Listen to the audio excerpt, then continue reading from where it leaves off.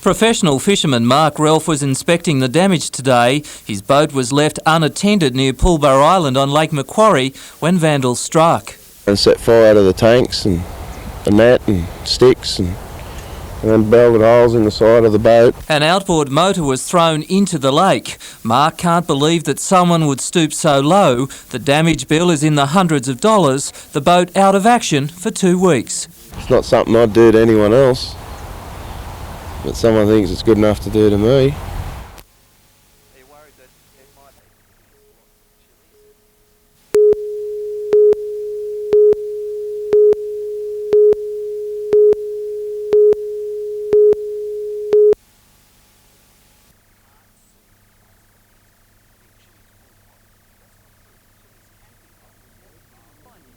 Fighting words from a union desperate to save the futures of its workers. BHP has announced a review of all its steel operations. Newcastle is seen as the most vulnerable plant.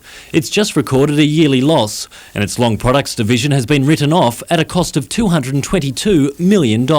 We've had a very difficult year, particularly with our cost base. Our costs have risen substantially over the year before. Well, the high costs they talk about, BHP Transport put up their costs, so the money goes to BHP.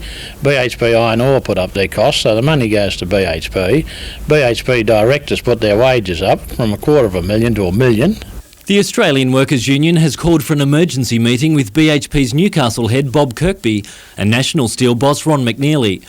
The union claims it's been double-crossed by BHP. Following last year's guarantee, all 3,000 workers would have secure employment until 1998. The plant was then to be upgraded with new technology. The electric arc furnace expected to take the plant well into the 21st century. I can assure BHP that they won't be only fighting with the union in Newcastle, they'll be fighting with the union nationally, and it will be a national campaign if we have to take industrial action. The report into BHP's steel operations is expected to be finished within 12 months. Richard O'Leary, NBN News.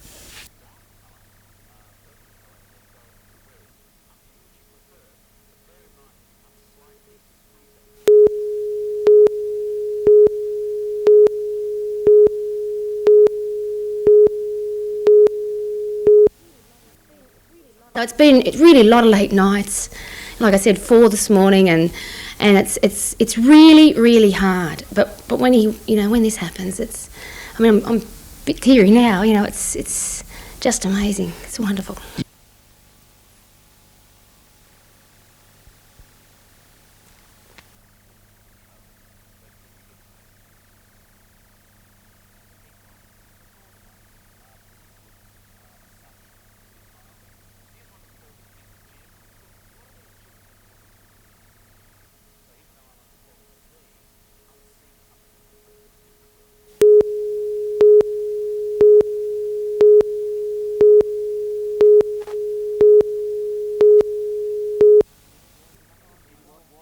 In what was at times a dull season for the Newcastle Breakers, Troy Halpin was a shining light. Today, the 22-year-old who hails from Barnsley signed on for another 2 seasons, refusing offers from at least 2 other clubs. He was fairly similar. I guess that didn't come into it as much as wanting to stay in Newcastle and be where I feel comfortable. Coach John Cosmina is a Troy Halpin fan, labelling him as Newcastle's next Socceroo. Halpin, I think, could probably go on and play for the senior team. I've spoken to Eddie Thompson about him, and he's been quite impressed with a couple of the things he's seen Troy do this season. Most of the team is already signed for next season. The club is also close to sealing a deal with another player believed to be a former Kiwi international. Peter Ryan, NBN News.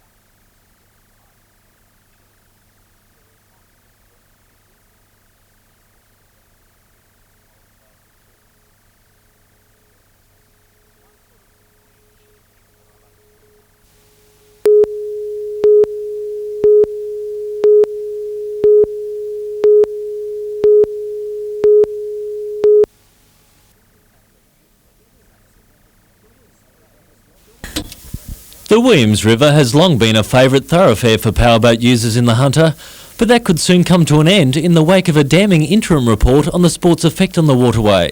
The powerboats, apparently, as well as causing erosion problems, are causing the natural weed and the water plants to be torn out of the ground, and that's causing turbidity and putting more phosphorus into the system as well. The Hunter Valley Catchment Management Trust says a recommendation reinforces an independent study it commissioned earlier this year. But organiser of the Town to Terrace powerboat race, Tony McLeod, has described the proposed 2-year ban as ludicrous. He says past studies have shown the sport has no impact on the waterways and fears that any ban could spread throughout the rest of the state. But the interim report doesn't lay the blame solely on powerboats, with land users also in the firing line. Well, certainly there are pressures caused by sewage and septic systems. There are pressures caused by hobby farming. There are pressures caused by other farming activities. Meanwhile, the Williams River inquiry has recommended that the CM Weir remain, despite claims by farmers that it's the cause of siltation in the area. The Healthy Rivers Commission will take public submissions on its recommendations until the end of the month, before releasing its final report. Richard O'Leary, NBN News.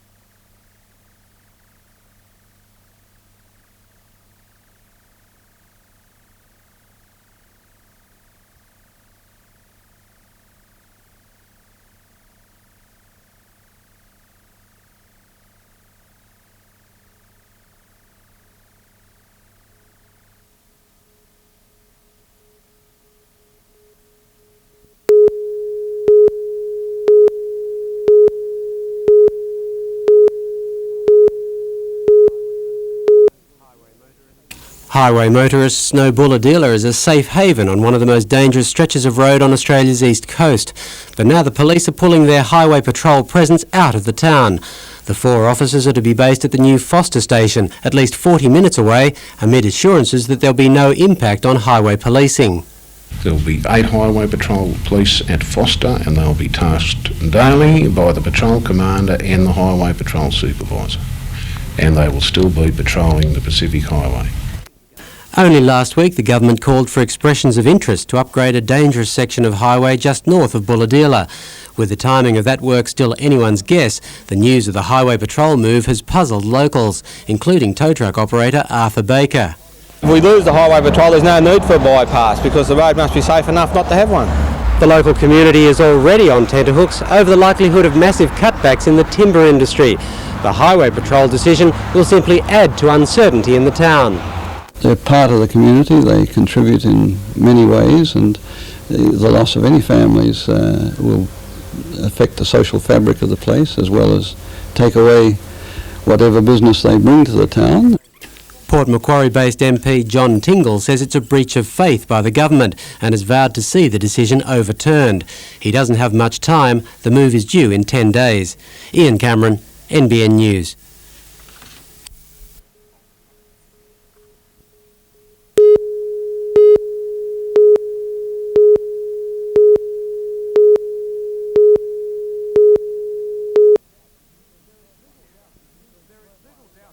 There is little doubt the increased profile of rugby union in Australia is starting to pay dividends. Support is growing. Today, no better evidence with 155 kids making tracks for the #1 sports ground, all eager to learn from their wildfire heroes.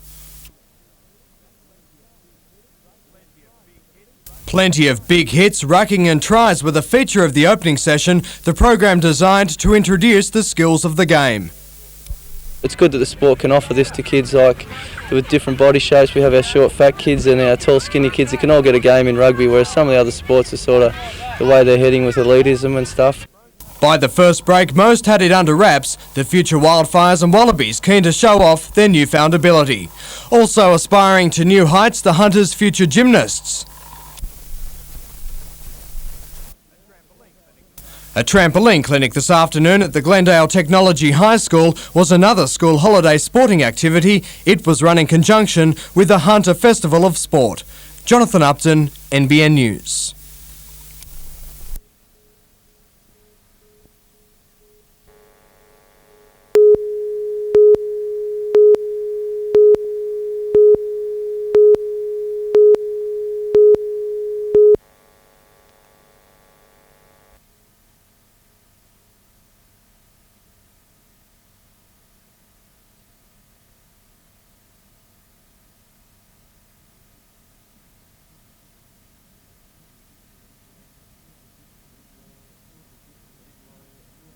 This one, he's a little bit different than anyone. I thought he's tall, very good, got very good jab, very good hand speed, and I'm just will try training for him, special for him.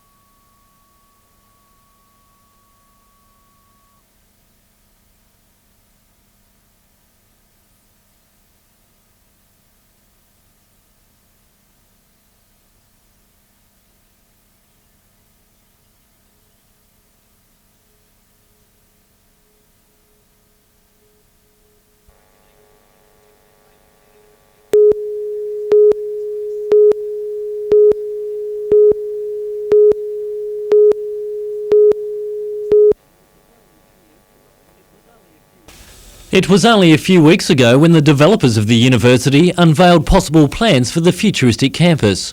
86 responses initially. We were whittled down to 28 and now we're down to 10. But the foundations are already looking shaky, following the withdrawal of its Japanese supporters, the Future Generations Alliance, after a falling out over the direction of the university.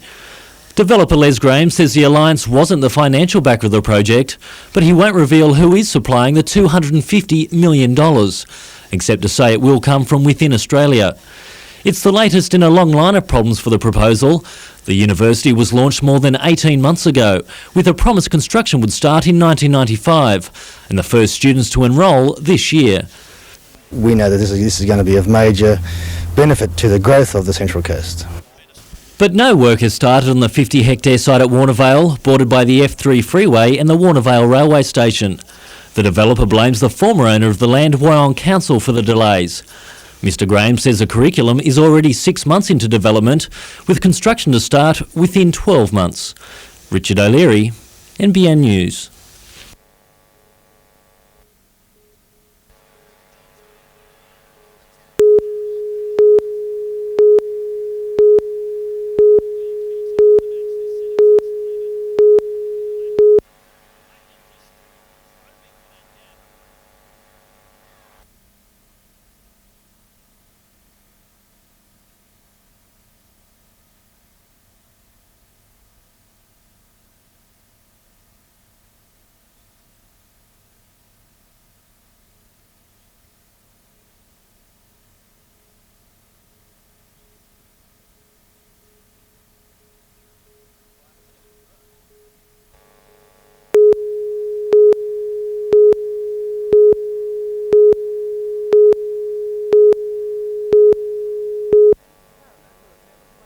Parramatta have never played in Newcastle before and they were keen to make an impression, but after 50 minutes of football the two Blues held only a slim 2-point lead.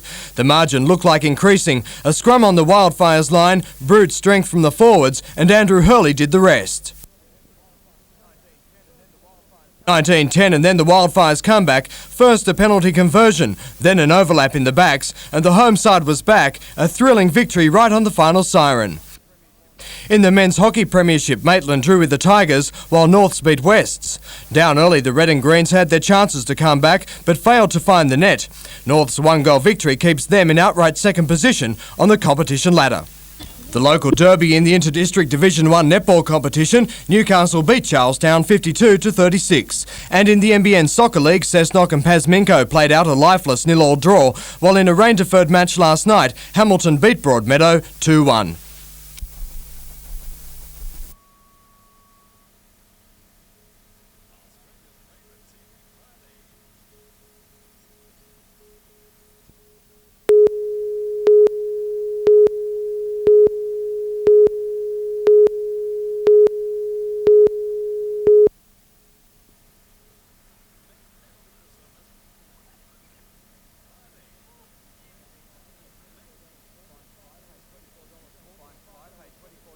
Fine Spy paid $24.40 and $5.70, $2.90 and $1.70. The trifecta $1,368.80. South to Sydney for the Joanne Series final at Rosehill Gardens.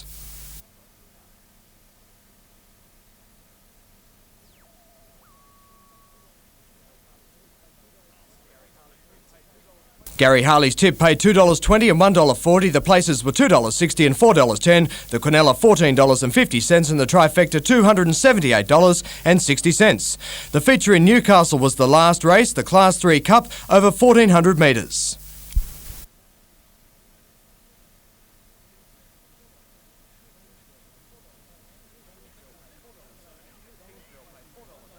Kingsville paid $4.80 and $2. The places were $1.80 and $1.60 and the trifecta paid $120.50.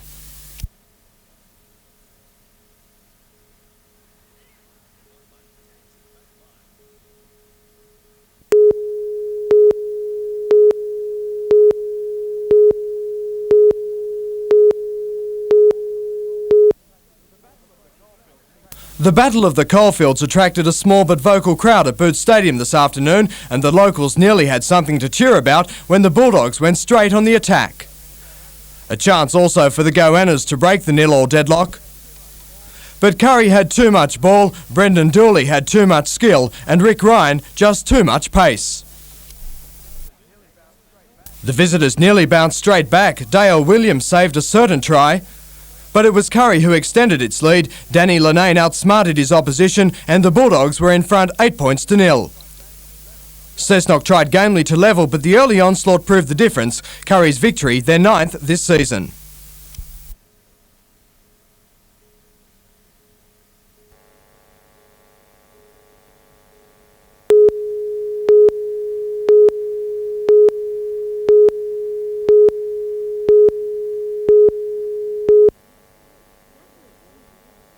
Natalie Ward began playing softball 10 years ago, first making the Australian team in 1994. Now she is part of the 17-member Olympic squad to contest the Atlanta Olympics, today at home in Qatar doing some last-minute packing. It's the first time softball has been played as an Olympic sport, and the Australian team has put in plenty of preparation in its medal quest. We spent the last 25 weeks training together, so there hasn't been a lot of time to do anything else but train. Natalie says Australia is in with a good chance, ranked 3rd behind the USA and China. I think they're pretty good. We're ranked 3rd at the moment, but we just had a tournament in China against China and Japan, who China ranked 2nd, Japan 4th, and we actually won the tournament, so I guess that was a good confidence booster. The team flies to the United States tonight to play a couple of warm-up matches in California before heading to Georgia for the Games. Emma Siossian, NBN News.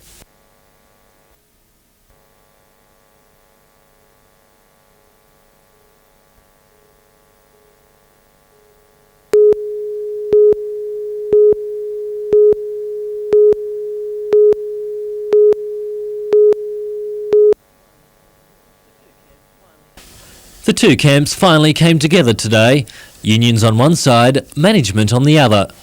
After 2 hours they agreed to a joint statement. BHP Steel boss Ron McNeely leaving Newcastle General Manager Bob Kirkby to face the media. Today's meeting, very businesslike. Well, I think it was very frank exchange of views. The meeting was organised following the announcement Newcastle had run at a loss last year. There's also the $222 million write-off of its long products division. Those results prompting a review of the steel plant. After today, there will be far more consultation by BHP. We weren't going to be parties to the review. They've now allowed us that we will be involved in the review. BHP has reassured its 3,000 workers that their jobs are secure for the next 3 years. The number 4 blast furnace will also be upgraded at a cost of $70 million. BHP says it can't guarantee the steelmaking facility will be part of the Newcastle plant's future, but the unions say they won't stand for anything less. We've told them point blank, as unions, we will use whatever political, public or industrial pressure we have to use to ensure the future of Newcastle. That future may not include the introduction of an electric arc furnace, just a year after it was heralded as the saviour of the Newcastle plant. BHP will also not rule out its operations being reduced to a steel rolling mill with just 300 workers by the year 2000. Richard O'Leary, NBN News.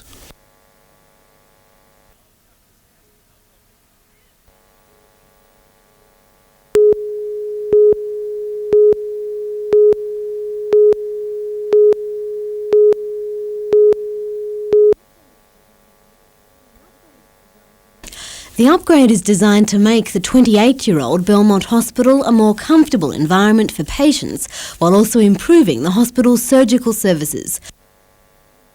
The 4-month building program has involved the relocation of the medical ward from the 1st to the 3rd floor, with the surgical ward also moved.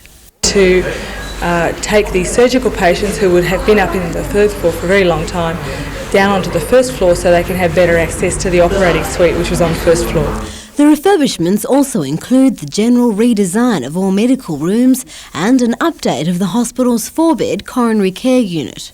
Belmont Hospital was built in 1968 and the fashions of that time were quite different from the fashions of now, so consequently we've had the environment repainted. As you can see, it's bright and airy, it has a good view and access out to the lake.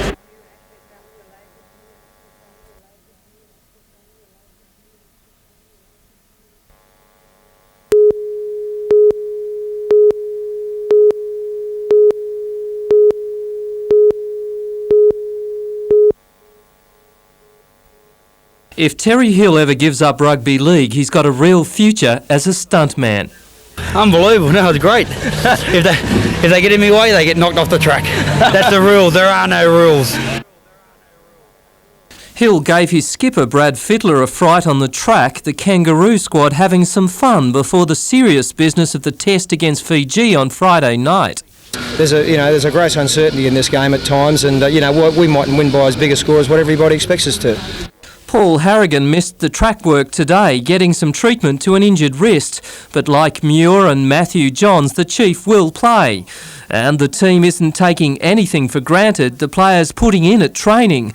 Like the last test and State of Origin, Andrew Johns will play at hooker, Tuvey at halfback. Captain Brad Fittler made his preferences obvious today. I said Andrew Johns is the best halfback, just with his passing game. I think someone with such determination and aggression as Jeff Tuvey is surely up there. Tuvey will play at dummy half, Johns at first receiver. Fittler says that Johns' defence at hooker gives the side more mettle. He says the movement of both players uses their strengths. Peter Ryan, NBN News.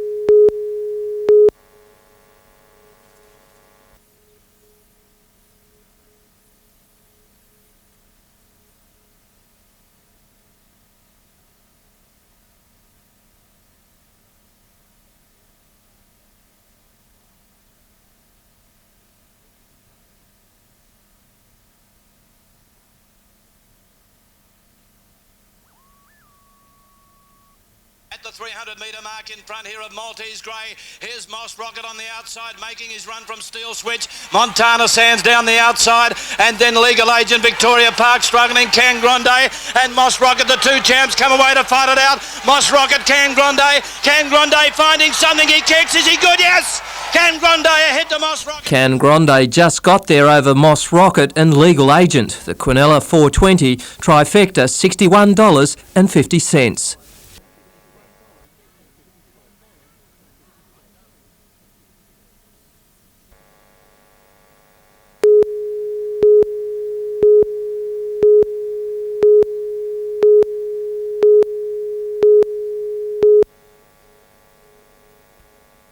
The Psychiatric Rehabilitation Association is a drop-in centre offering information and support for those who have or have had a mental illness. Having outgrown their small, damp and run-down offices in Scott Street, they've been offered the use of a large home in Hamilton South owned by the Hunter Area Health Service. The suggestion has brought outrage from some local residents who claim the centre is inappropriate for the suburb. You don't have those panel beating shops, recreation areas in the middle of a two-way residential area. The association is shocked by the reaction, claiming it's indicative of the widespread misconceptions about mentally ill people. Well, I know it'd be hard to expect them to actually open their arms and welcome us, but certainly I would like them to find out as much about mental illness as they can. Just like anybody else in the community, and I think we should be treated as such. Newcastle Council is currently waiting for more details from both sides and has deferred making a decision until another 2 weeks. Sarah Griffiths, NBN News.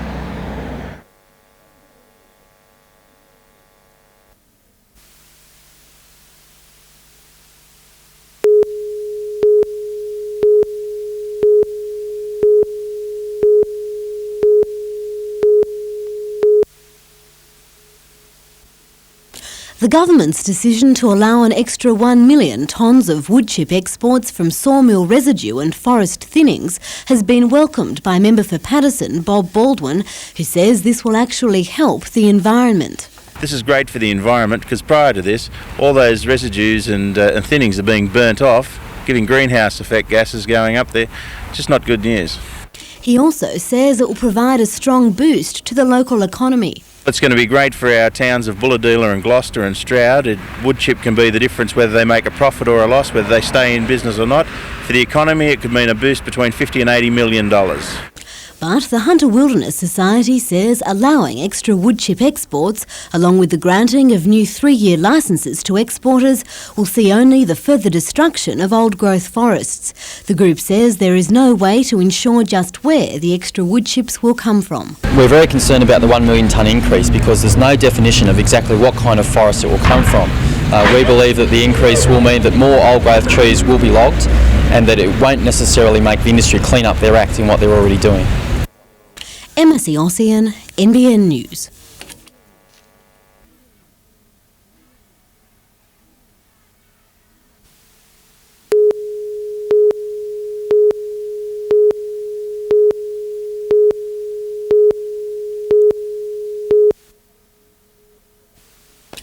At a Skillshare graduation in Newcastle today, Parliamentary Secretary to the Department of Employment, Education, Training and Youth Affairs, Tony Abbott MP, had a political job nearly as tough as his title to perform, to convince Skillshare managers and students of a 20% funding cut's hidden benefits. It's not an exercise in masochism. We're not doing it because we enjoy being political equivalents of Jack the Ripper. We're doing it because we want to produce lower taxes and lower interest rates, and that means more jobs for everyone. And difficult as it may be to convince any government program of the beauty of a smaller budget, Mr Abbott had a real go at the task. Uppermost on his positives list, the possibility of supplementing the department's income by business sponsorship. And the beauty of that is that they will both get to know each other better in the process. You will have Skillshare courses which are better tailored to the needs of local business. But while the prospect of asking small business to dig into their pockets in the current economic climate may not have Skillshare managers grinning, there was some tempered good news. Mr Abbott gave an assurance, though not a guarantee, that there'd be no further cuts to the Skillshare budget after the August federal budget.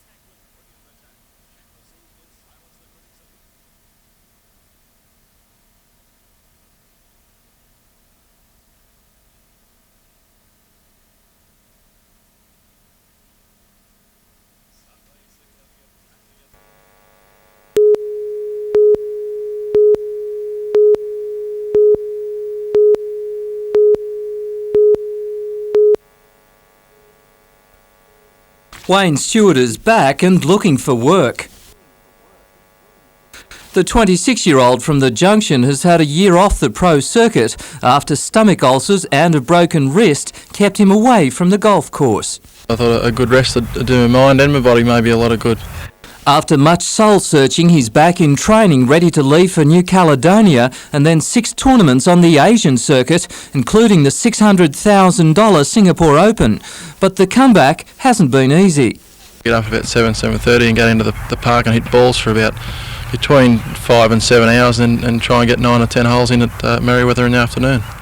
The former Australian schoolboy champ turned professional 4 years ago. His best pro results a top 10 finish in the Australian Masters and a 3rd in the Canon Challenge. Stewart believes he has what it takes to be a top pro, but admits it'll mean more hard work.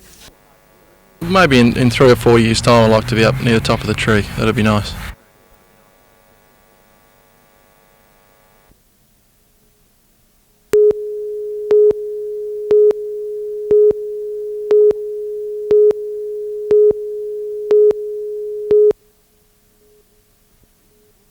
Reinforcing the state government's commitment to regional development, Treasurer Michael Egan presented a cheque for $200,000 to Chairman of the Hunter Economic Development Corporation, Barry Goldstiver.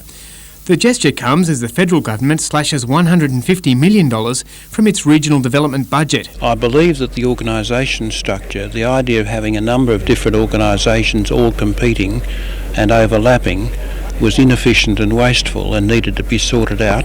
It needed to be simplified. But I'd be very disappointed if there is any substantial reduction in Commonwealth funding coming into the Hunter for regional development activity. Unfortunately, it seems that the Commonwealth has thrown the baby out with the bathwater, and that's not good for regional development, it's not good for the Hunter. At a regional development summit in Curry, the Treasurer told business leaders not to expect handouts, but to take advantage of, among other things, the world attention that will fall on Australia for the 2000 Olympics. By trying to reduce charges on small business and industry, as well as keeping its own Olympic budget on track, the state government hopes to encourage more regional growth. The perceptions, I think, of the Hunter are changing rapidly, and of course that's what we have to do. The Hunter's diversity in exports, the potential of the Port of Newcastle and the Valley's power stations are all seen as valuable assets for future development. The government is backing local business in its bid to win lucrative ship and aircraft building contracts. Andrew Lobb, NBN News.